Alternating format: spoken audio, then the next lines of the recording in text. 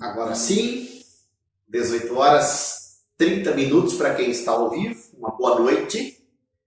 E um olá para quem acompanhar esse estudo nos demais horários que a internet oferece. Durante cerca de 30 a 40 minutos, nós estaremos, então, estudando o Livro dos Espíritos. O meu nome é Gilvan Neto, estou diretamente de Barra Velha, no litoral norte de Santa Catarina, e esta é a nossa comunhão espírita Elo de Amor. Uma casa pequena, modesta, localizada no Morro do Colchão, bairro São Cristóvão. Daqui nós transmitimos para todo mundo, né? Que está sintonizado conosco, e porventura aqueles que estejam ao vivo com a gente a partir de agora. Vamos a uma leitura de Emmanuel. Busquemos o melhor, do livro Fonte Viva, psicografia de Francisco Cândido Xavier. Por que reparas o argueiro no olho do teu irmão? É a pergunta que o Cristo faz no livro de Mateus, no capítulo 7, versículo 3. A pergunta do mestre, diz Emmanuel, é clara e é oportuna. Muitas vezes o homem que traz o argueiro nos olhos traz igualmente consigo os pés sangrando. Depois de laboriosa jornada na virtude, ele revela as mãos calejadas do trabalho e tem o coração ferido por 1000 golpes de ignorância e da inexperiência. É imprescindível habituar a visão na procura do melhor, a fim de que não sejamos ludibriados pela malícia que nos é própria. Comumente, pelo veso de buscar bagatelas, perdemos o ensejo de grandes realizações. Colaboradores valiosos e respeitáveis são relegados à margem da nossa irreflexão. Em muitas circunstâncias, simplesmente porque são portadores de leves defeitos ou de sombras insignificantes do pretérito que o movimento em serviço poderia sanar ou poderia dissipar. Nódulos da madeira não impedem a obra do artífice e em certos trechos empedrados do campo não conseguem frustrar o esforço do lavrador na produção da sementeira nobre. Aproveitemos o irmão de boa vontade na plantação, olvidando as nugas que lhe cercam a vida. Que seria de nós se Jesus não nos desculpasse os erros e as defecções de cada dia? E se esperamos alcançar nossa melhoria contando com a benemerência do Senhor, por que negar ao próximo confiança no futuro? Consagremos-nos à tarefa que o Senhor nos reservou na edificação do bem e da luz. E estejamos convictos que assim agindo, o argueiro que incomoda o olho do vizinho, tanto quanto a trave que nos obscurece o olhar, se desfarão espontaneamente, restituindo a felicidade e equilíbrio através da incessante renovação. Uma importante reflexão de Emmanuel, porque nós reparamos muitas vezes o cisco do olho do outro, e completando a mensagem do Evangelho, não reparamos a trave que está no nosso olho. Mas Emmanuel aqui vai mais além dessa mensagem. O cisco que nós reparamos é por si só muito insignificante. Como diz ali, né? Uma grande construção de madeira tem nódoas, mas elas não impedem que a madeira cumpra a sua tarefa. Nós temos nódoas também dentro de nós, temos falhas, temos limitações, mas não estamos fadados ao fracasso, estamos fadados à luz do amor de Deus. Nós vamos então com essa mensagem, pedindo ao Senhor da vida que esclareça a nossa intuição, o nosso entendimento, que essa transmissão se faça mais produtiva hoje e que nós possamos ter um estudo tranquilo do Livro dos Espíritos, obra primeira da doutrina espírita de Allan Kardec. Bom, estamos aqui na comunhão Elo de Amor. Eu gostaria de salientar que os que estiverem ao vivo conosco hoje, que já estão sintonizados, nós não teremos hoje como fazer a conferência da participação de vocês. Eu estou sem o meu notebook aqui para ter o retorno, né? O retorno das mensagens de vocês através da própria internet. Então, eu estou só falando com você que está sintonizado através do celular e de um tripé. Eu não tenho aqui essa possibilidade. Mas se você tiver dúvidas, digite-as, curta, compartilhe essa transmissão e depois nos próprios comentários nós vamos respondendo, né? Ou colocamos aí os tarefeiros do próprio Elo de Amor para responder aquilo que for necessário. Nós estamos estudando algo, nós estamos dando início ao Livro dos Espíritos, estudando um tema que é muito difícil, cuja compreensão é difícil, porém, veremos ser possível de entender. Nós, como vocês sabem, quem acompanhou o estudo da semana passada, nós iniciamos o estudo da questão número 1 do Livro dos Espíritos, que é Deus.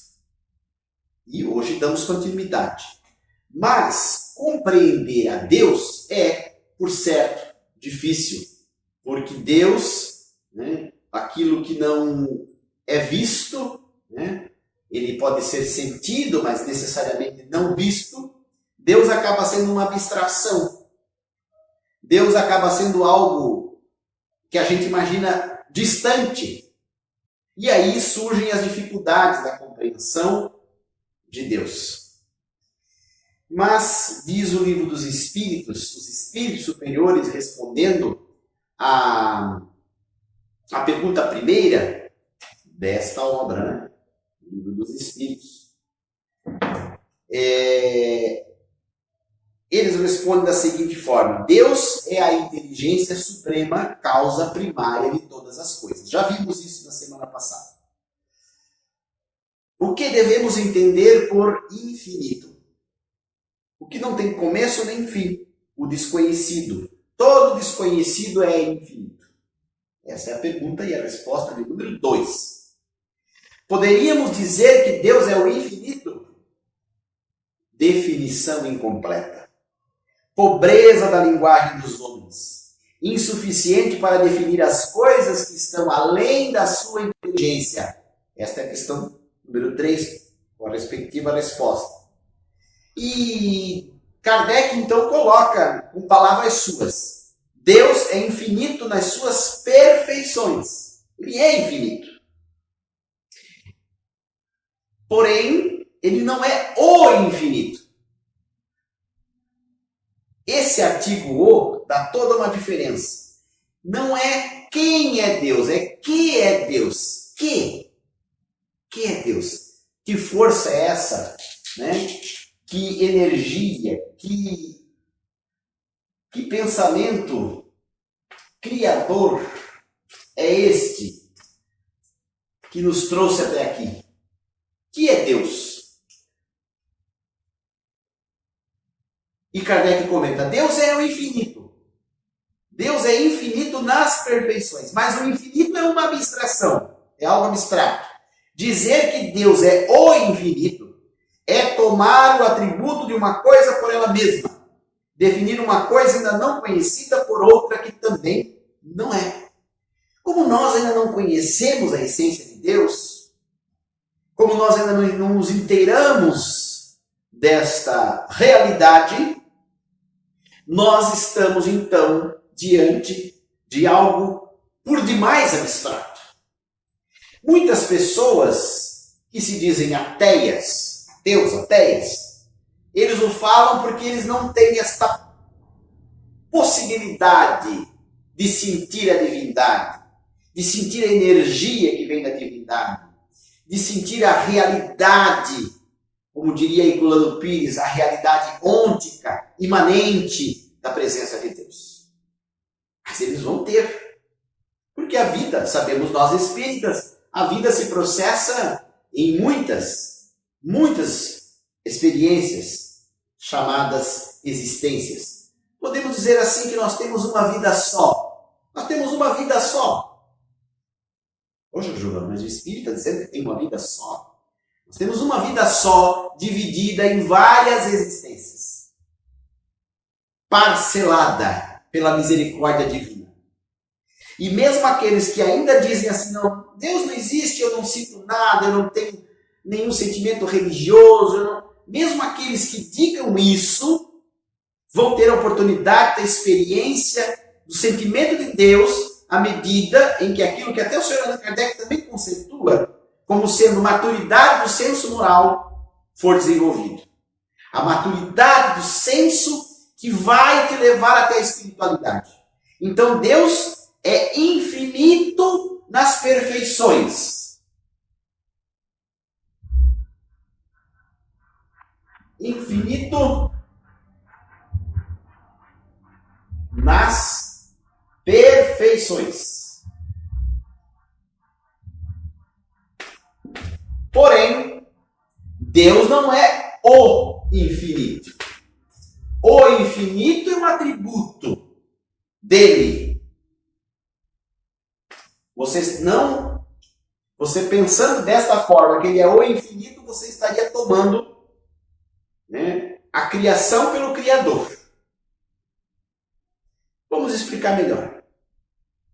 Com base em outras duas leituras que nós trouxemos hoje, para dar entrada, então, na temática de hoje, a partir da questão número 5. Vamos passar pela 4 rapidamente, mas pela questão número 5 também passaremos. Vamos estudar um pouquinho desta obra aqui, Se Teus Olhos Forem Bons. Esta obra aqui é um estudo do Livro dos Espíritos do irmão José, pela mediunidade do Carlos Antônio Bacelli, médium de Uberaba, em Minas Gerais. E vamos visitar um pouco desta obra aqui, Concepção Existencial de Deus, do eminente professor José Herculano Pires. Essas duas obras serão por nós visitadas hoje, embora muito rapidamente, mas nós vamos trazê-las aqui. Como é que a gente encontra a prova da existência de Deus? Essa é a questão número 4. Já vimos também na semana passada. Olha, respondem os espíritos, num axioma que aplicais às vossas ciências. Axioma. Olha a palavra diferente aqui, né? Vamos apagar aqui.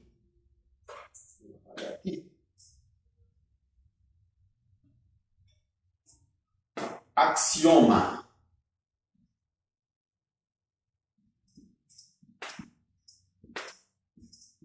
Axioma. O que é axioma?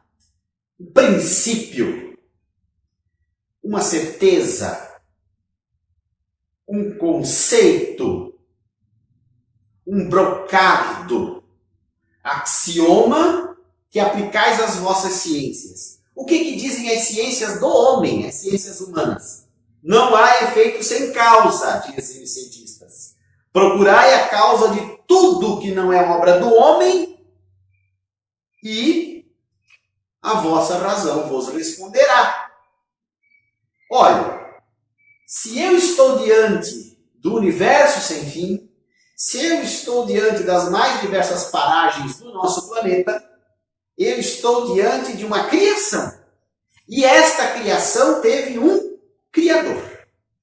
É uma regra que vale para a ciência e é uma regra que vale para a ciência espírita também. Kardec bebe, então, na fonte da ciência material para explicar a ciência dos espíritos. Então, procure. Quem criou o universo, as estrelas, as cascatas, as montanhas, os mares? Como isso surgiu? De onde surgiu? Como veio? A nossa razão responde. E muitos poderão dizer assim, nossa, mas será que não foi o acaso que criou? Será que Deus existe? De repente o acaso criou. Ora, se o acaso criou, o acaso seria inteligente. Se o acaso fosse inteligente, o acaso seria Deus. Já teria um nome, Deus. Um acaso inteligente não seria acaso. Vamos então no tema de hoje. Que consequência nós podemos tirar desse sentimento intuitivo que todos os homens trazem da existência de Deus? Pergunta de número 5. Trazemos então intuitivamente a ideia da existência de um Criador. E os espíritos respondem que Deus existe. Pois de onde lhes virá esse sentimento se ele não se apoiasse em nada? É uma consequência do princípio de que não há um efeito sem uma causa. Aquele princípio, axioma, que o Sr. Allan Kardec cita na questão 4, é novamente citado por Kardec na questão 5. É um axioma, é uma consequência desse princípio para que nós possamos nos fazer melhor compreensíveis. Então, o próprio Sr. Allan Kardec, na pergunta, sabia que nós, desde pequeno, nós temos essa ideia de que existe um Criador. É um sentimento inato. Kardec trabalha isso mais à frente, nós vamos ver também no próprio Livro dos Espíritos. Na questão 6, o Sr. Allan Kardec pergunta: o sentimento íntimo da existência de Deus que trazemos conosco, será que ele não seria o efeito da educação e do produto das ideias adquiridas? Porque desde pequeno aquela mãe, aquele pai, invariavelmente mais a mãe, chama as crianças para o ensino religioso. Ensina a orar ao Pai Nosso e a Ave Maria, se for católico. Nosso respeito aos católicos, aos nossos irmãos católicos. Será que não é por isso que nós, então, acreditamos em Deus? Respondem os Espíritos: se assim fosse, por que os vossos selvagens também teriam esse entendimento? Porque nós podemos ter um Deus ensinado pela nossa mãe e pelo nosso pai. Mas existem os selvagens. Existem as tribos nessa nossa Amazônia, tão tratada agora, agora e sempre, pelo homem. Na nossa Amazônia nós temos mais de 60 tribos sem contato com o homem branco. Tribos ainda selvagens. Estas tribos, estas etnias, têm uma ideia de Deus primitiva. A religiosidade, por exemplo, africana, em muitos pontos tribal, primitiva. Os homens dos primeiros tempos primitivos já expressavam o medo do trovão, já expressavam o medo de Deus, de uma força criadora. Ora, se eles não têm um ensino formal, por que eles também têm esse sentimento de que Deus existe? E Kardec faz um comentário: olha, se o sentimento da existência de um ser supremo não fosse mais do que o produto de um ensinamento, não seria universal nem existiria como as noções científicas, senão entre os que tivessem podido receber esse ensinamento. Só as nações, os grupos, as etnias que estudassem Deus acreditariam em Deus. E as outras não, porque em tese não teriam tido esse ensinamento. E o mais curioso, não existe na humanidade o registro de uma etnia ateia. Em toda a história da humanidade não existe registro de uma etnia ateia. Todas as etnias expressam a sua religiosidade de alguma forma. São as parcelas da verdade, são os fragmentos do conhecimento da divindade que chega até os homens. Na questão 7, os espíritos perguntam: poderíamos encontrar a causa primária da formação das coisas, das propriedades íntimas da matéria? Me respondem os espíritos: mas então qual seria a causa dessas propriedades? É sempre necessária uma causa primária. Ora, o que Kardec quer saber aqui? Se aquilo que é mais elementar na propriedade íntima da matéria, se ali estaria a causa que deu origem a essa matéria. E os espíritos respondem a pergunta com outra pergunta: mas qual seria a causa dessa propriedade? Quem gerou o átomo? Eu não acredito no homem, eu não acredito em Deus, eu não acredito na matéria, mas eu acredito na ciência, alguns dizem. E na ciência se fala de um átomo. Quem criou o átomo? Como é que o átomo se fez? Isso para falar numa linguagem de Kardec, da ciência do seu tempo, porque o átomo agora também já está dividido. Avançou muito em 160 anos a ciência, ao tempo de Kardec para cá. O que pensar, então, da opinião que atribui à formação primária uma combinação fortuita da matéria, ou seja, o acaso? E responde os espíritos muito fortemente. É outro absurdo. Que o homem de bom senso pode considerar o acaso como ser inteligente. E além disso, o que é o acaso? O acaso é nada.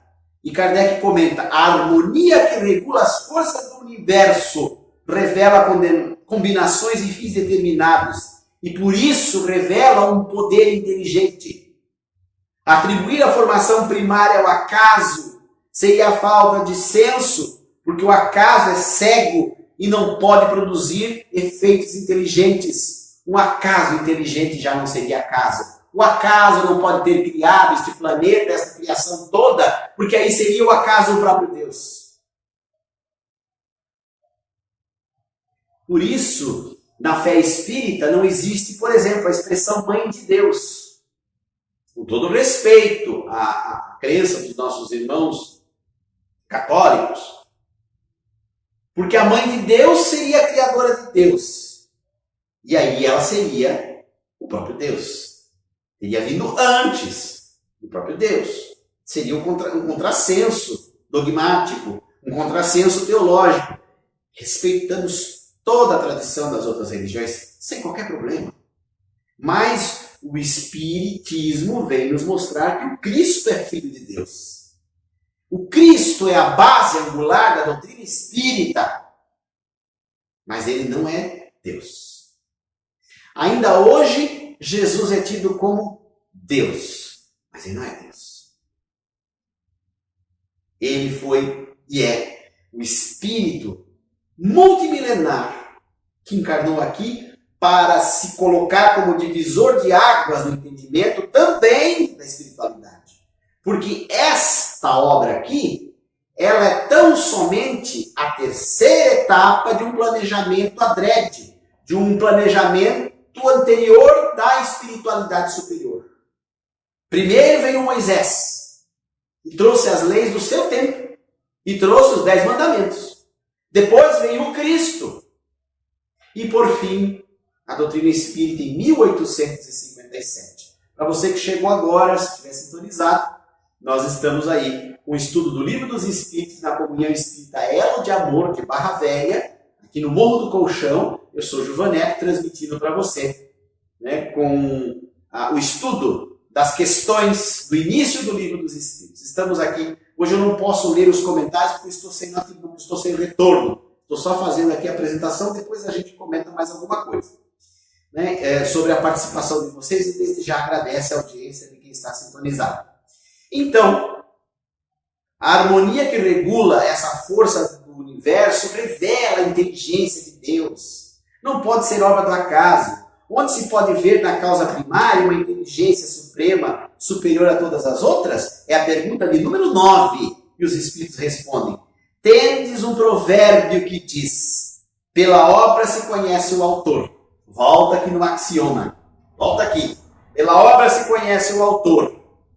Vede a obra, pois bem. Procurai o autor. É o orgulho que gera incredulidade. O homem orgulhoso nada admite fora de si. E é por isso que se considera um espírito forte. Pobre ser que o sopro de Deus pode abater. O orgulhoso, que não acredita em Deus por orgulho, é um pobre ser. Não é aquele que não acredita em Deus da forma dele. Porque eu conheço muitas pessoas que não acreditam em Deus e são excelentes, moralizadas. Conheço ateu mais decente do que muito espírita. E muito católico evangélico, evangelista. Porque, em via de regra, ateus têm uma ligação com a poesia, com a arte, com o belo, e ali é a forma deles se encontrarem com a divindade. É a forma deles, não sabem, mas é a forma deles se encontrarem com a divindade. Então, a inteligência que desenvolve uma obra de vulto, ela é julgada pela qualidade desta obra. Assim é Deus. O universo, com a sua infinita criação, a Via Láctea, os sóis, os planetas, os sistemas, quem criou? Foi Deus. O nosso Herculano Pires, em Concepção Existencial de Deus, diz o seguinte: é fácil entender a Deus. É fácil. O problema é que as religiões ensinaram um Deus monstruoso. As religiões ensinaram um Deus antropomórfico. Que palavra? Vamos colocar essa palavra aqui. Vamos colocar aqui para nós. Eu não sei se o quadro de vocês está na posição certa. Na semana passada saiu invertido. Vamos torcer aqui para dar tudo certo. Antropomórfico.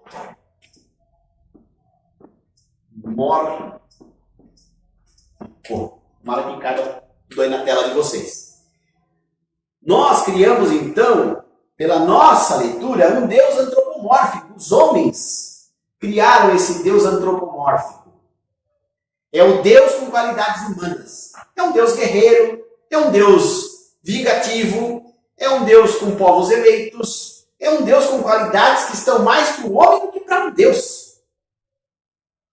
Então, Herculano Pires, ele propõe o seguinte: é difícil você crer num Deus que possui qualidades que são de homens. Falhas até. E ele coloca assim: não necessitamos da percepção extrasensorial para captar a existência de Deus. O grande erro das religiões é apresentar Deus como um enigma insolúvel e exigir que nós amemos esse Deus de todo o coração e todo entendimento. Como é que eu vou amar aquilo que eu não compreendo? Que eu não estou ainda à altura da compreensão. Agora, uma outra posição, Herculano coloca. Essa colocação contraditória levou a um absurdo ainda maior: o de transformar Deus num tirano sádico que nos criou para nos submeter à tortura e à perdição.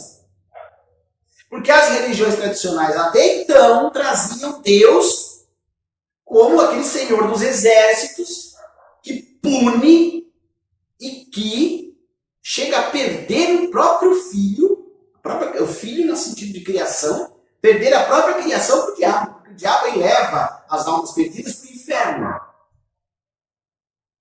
É estranha a colocação, né? Deus, que criou as galáxias, parece ser mais fraco do que o diabo, que leva a sua criação, o seu filho amado, seus filhos amados, para o inferno, e Deus não consegue mais tirar de lá de dentro do inferno. É uma contradição teológica.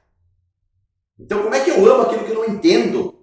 O grande erro das religiões, essa colocação, transforma Deus, então, nessa situação. Por mais que se fale em amor, misericórdia e piedade, essas palavras nada valem diante das ameaças da escatologia religiosa.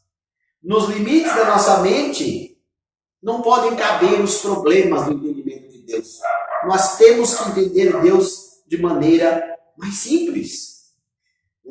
São mistérios desse Deus antigo que serviram para todos os sofismas. Sofismas são meias verdades, né? Jogos de palavras e conclusões monstruosas do pensamento teológico.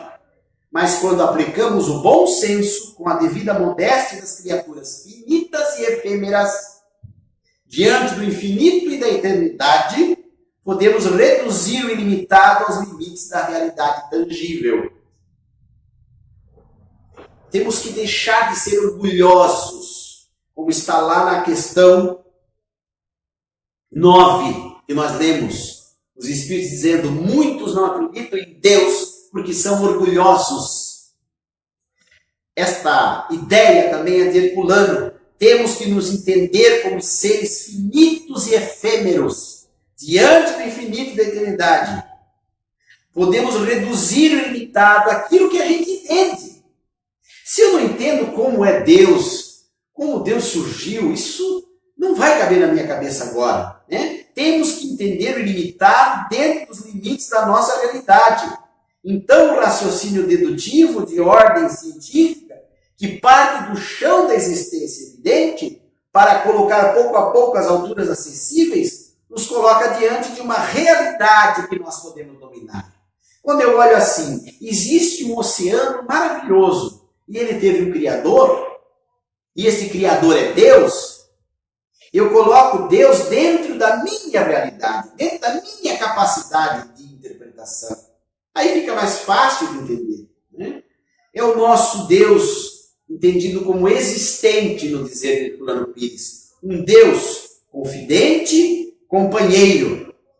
Um Deus compreensível. Um Deus de amor. Um Deus que estabeleceu, e nós vamos estudar aqui mais para frente, a reencarnação como chave para o entendimento dos dramas humanos.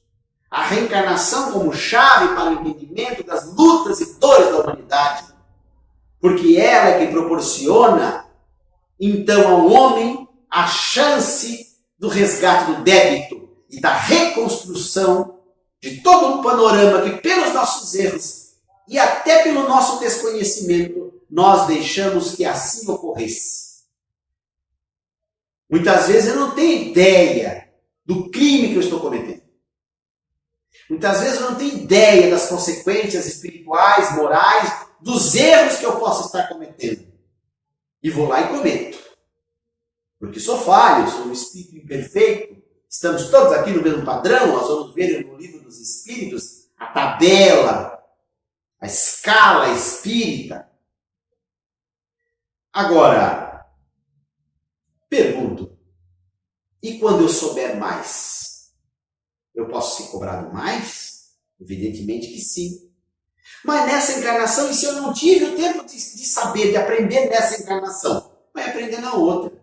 Se eu errei nessa encarnação e desencarnei com débito, vai ressarcir o débito na outra. Gilvan, como é que eu vou ressarcir o débito na outra? Com juros ou sem juros? Depende de você. A princípio é com juros, porque se ficou de uma para outra, tem juros.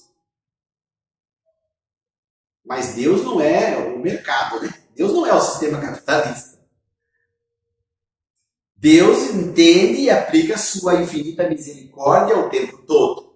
Estamos partindo para o final do nosso encontro. O comentário de Kardec, então, na questão número 9, julga-se o poder de uma inteligência pelas suas obras. Como nenhum ser humano pode criar o que a natureza produz, a causa primária há de estar numa inteligência superior à da humanidade. Sejam quais forem os prodígios realizados pela inteligência humana, essa inteligência também tem uma causa. E quanto maior for a sua realização, maior deve ser a causa primária. Essa inteligência superior é a causa primária de todas as coisas, qualquer que seja o nome pelo qual o homem a designe. Deus, Tupã, Oxalá, Alá, Jeová. O nome é o de menos. O que importa é a essência. Vejamos ainda a questão para encerrar. A questão número 10. Depois a gente retorna na semana que vem. O homem pode compreender a natureza íntima de Deus? Não. Lhe falta, para tanto, um sentido. Nós ainda não podemos entender a Deus na sua infinitude. Um colega meu uma vez disse assim, e eu nunca esqueci, tempo de faculdade ainda, assim, Gilvan, eu acredito em Deus, mas eu até queria me aprofundar no assunto, mas eu comecei a pensar, como é que Deus foi criado, né? Quem criou Deus? Como é que Deus começou? Quem criou? Como é que ele é criado desde sempre? Mas se ele é criado, se ele foi criado por alguém, ele já não era mais Deus. Eu parei de pensar nisso. Dizem, um amigo meu. Parei de pensar nisso, que dá um nó, né? É evidente que dá um nó, porque nós não temos sentido na nossa estatura evolutiva para entender Deus. Não temos. Mas Einstein, por exemplo, era deísta. Einstein acreditava em Deus. O gênio Stephen Hawking não acreditava em Deus. Mas isso não faz ele menos gênio. Isto não fez dele menos benfeitor da humanidade. Continua sendo, e já deve ter, no seu despertar no mundo espiritual, Stephen Hawking, se deparado com a realidade da transcendência da vida e a realidade da existência de Deus. Bom, no capítulo 5 do livro Se Teus Olhos Forem Bons, irmão José fala sobre Deus e sobre a criação de Deus, sobre Deus e sobre os espíritos. Lindo capítulo desta obra. E ele comenta lá um pouco de cada coisa. Nós vamos ver ainda sobre a criação de Deus, que são os espíritos. Nós vamos ver nos nossos próximos estudos, né? Que é espírito, que é matéria, trindade universal e tudo mais. Mas veja bem, espírito comum é espírito limitado. O que o irmão José diz assim, ó, toda forma é limitação. E toda limitação é inferioridade. Aquilo que eu limito, aquilo que eu conceituo é inferior.